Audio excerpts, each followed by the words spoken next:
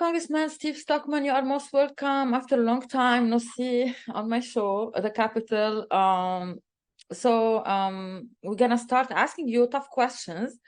First of all, you are close to President Trump. How do you characterize his trial and prosecution? First, I want to say it's great seeing you again. I'm so glad you're here. We had a wonderful time before in Lebanon. Yeah. And you're a really amazing person, and you're doing a great job. I had to add it in there. So good seeing you again. Thank you. You're welcome. Trump is in a difficult situation because of Jack Smith, the prosecutor. Mm-hmm. Jack Smith, the prosecutor's wife, is very close to Michelle Obama. And it's really a political prosecution, which we see all over in the Middle East. You see it in Africa, and now it's come to America where we prosecute former leaders. It's unfortunate. Mm-hmm. We see this in Brazil, we see it in Pakistan, and now it's come to America where political people are being prosecuted. And Jack Smith has pretty much prosecuted every Republican there is, from the governor of Virginia, a state senator in Arkansas, myself, the Trumps. It's all been a long list of conservatives that he's prosecuted. Steve, can we consider these powerful people are part of the deep state, or the deep state is something we cannot see? Can you give us examples? Well, the deep state is also entrenched. People that have been here for a long time. They have certain political beliefs, and some people call it the deep state. Some call it, the establishment, bureaucracy, or whatever. They go by different names, and they're there, and they have their own political agenda. And there's actually a group that meets at the Monaco, which is right next to the Senate. Mm-hmm. They call themselves, I didn't call them, they call themselves cockroaches.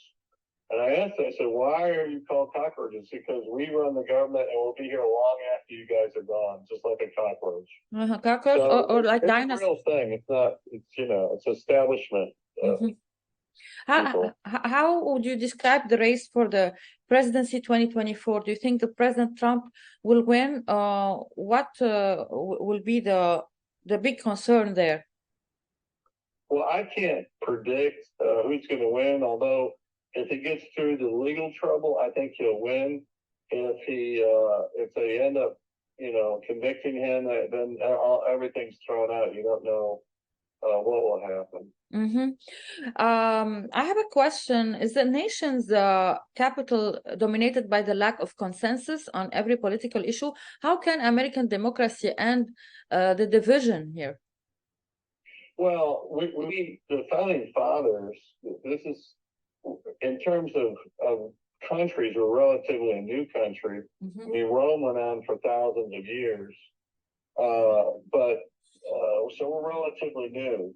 But our founding fathers designed the system so that no one could get their agenda passed. People forget they even had duels back in the early founding of our country. So we've had divisions all along. But we do it hopefully in a peaceful way. Everybody has a disagreement. I mean, even in relationship to people, you have disagreements. So it'd be highly unusual to have 500 people agreeing all together. And so that's unfortunate, but that's the way the process works. It's the worst system, but it's a better system than anywhere else in the world. Mm-hmm. You have a long experience in the Congress. You served, you had the opportunity to see many events. We need to ask you, through your career, you opposed the bailing out the economy of Mexico. How is the relation now between America and Mexico? And can President Biden do enough to protect the American or the southern border? Mexico only has elections. The elected president can only serve one term. The Mexican bailout had really to do with New York bankers wanting their money. They loaned money to Mexico, and it wasn't really a Mexico bailout. It was an American bailout. And they charge real high interest rates. That's called risk for borrowing the money. So when the banks didn't get their money, they should have lost the money. We're always bailing out New York banks. We've done it many times since the bailout of Mexico. We bailed them out just recently, a couple of years ago.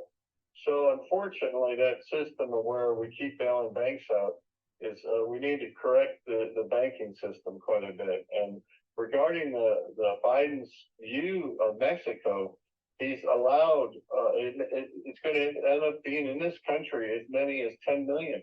You know, you and I both had friends that taken forever to come here and follow the rules. These people that come here that don't follow the rules are cut in front of the line. If you're in a movie theater and someone cuts in, and you're trying to buy a ticket and someone cuts in front of you, you don't like it.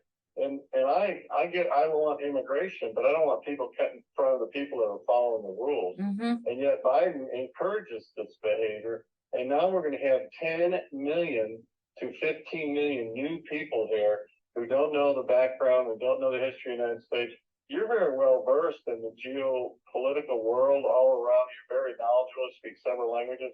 It's the kind of people I think we need in America. People are educated and understand the system. But coming in here without any regard to our laws is not a good way to run a country. Mm-hmm. Also, Texas is affected by the illegal phenomenon immigration. You have deep roots in Texas. I often hear something called Texas will return blue. Do you think that Texas will become a liberal democratic state? People forget when I first ran back in the 90s, every official in Texas was a Democrat. And Richards our governor was a Democrat, our lieutenant governor was a Democrat. Every official statewide was a Democrat. So Republicans believe that they cannot lose Texas, but with this illegal immigration, once they get the right to vote, we'll lose Texas. It will become unfortunately, it will become a Democrat state again. This is bad. I'm going to ask you some foreign affairs questions, so get ready. What do you think is the real position of the Biden administration toward Sudan? How they can solve the crisis? They will will they choose to support the Sudanese army or what? Here's what most people don't know. Under Trump, Sudan became a Democrat country. And they had elections, they had a lot of things changing. And then 2 days after Biden sent his foreign affairs people to Sudan, they overthrew their democratically elected government. And that's where we made a mistake. They saw no reason not to overthrow. Then they started fighting each other. So they're now in a civil war. This is all stems from Biden's policies of not directing Sudan in the right direction or defending Sudan the proper way. It gave a green light to all those people fighting. And I don't think they know what to do. And frankly, it's very challenging now. They're just going to continue killing. Because most of the people that are in Sudan that are fighting are actually downtown. You know, they're not out in the countryside. They're and the airport's down there. So it's really quite a conundrum. And it's unfortunate. Of course, you know, South Sudan broke off from Sudan, and they were also fighting. So it's unfortunate, but I think you can continue to see, you know, Myanmar or Burma, whatever you want to call it, is going to continue fighting. A lot of these things are just like Sudan. Burma was overthrown once Biden got in office. The world views Biden as weak. That's the problem. Yeah, he show weakness in many issues, many problems. So let's talk about Saudi Arabia. Intensive discussions took place recently before Eid al-Adha between U.S. and Saudi Arabia. There were many visits for many American envoys. How you describe through your experience the current relationship right now? What is the situation? Well, I've been to Saudi Arabia many times. And the first foreign trip that Trump took was to Saudi Arabia. He held hands with the leaders of Saudi Arabia. He respected them. Then we have Biden come in, and he threatens the leader, says he's going to throw him out of the community. He cuts the money to the people that are defending Saudi Arabia, because Saudi Arabia has a war in the south and they're launching missiles into Saudi Arabia. He withdraws some of our Patriot missiles from Saudi Arabia. He sends a signal to Saudi Arabia, hey, we're no longer your friends. He fist bumps instead of, you know, holding hands and all the sword dance and all that what they did for Trump. So Biden drove the Saudis away from America, and then he supported Iran. Well, Iran has militants all over the Middle East. who are killing people and who are damaging. They're the number one terrorist state. And Trump was very tough on Iran and very kind to Saudi Arabia. As soon as Biden gets in there, it reverses. It's a terrible, disastrous thing. We've been allies with Saudi Arabia for half a century or more. Yeah. What is good about this administration that they announced for a position called Special Envoy for Abraham Accord. Dan Shapiro took the position, and now people or analysts are talking about undeclared relations between Israel and Saudi Arabia, and probably Saudi Arabia will be part of the Abrahamic Accords. What do you think? Yeah, but those Abraham Accords were started by Jared Kushner under Trump. He got it going. Those accords would be resolved right now had Biden not befriended Iran and did everything to help Iran. I'm still concerned with Biden giving the green light to Iran making nuclear weapons. This is going to change the dynamics of the Middle East. But no, I'm all for Israel and Saudi Arabia to make peace. But Saudi Arabia right now is backed in the corner. That's why they're befriending China, because they don't have any allies anymore. America used to be the number one ally.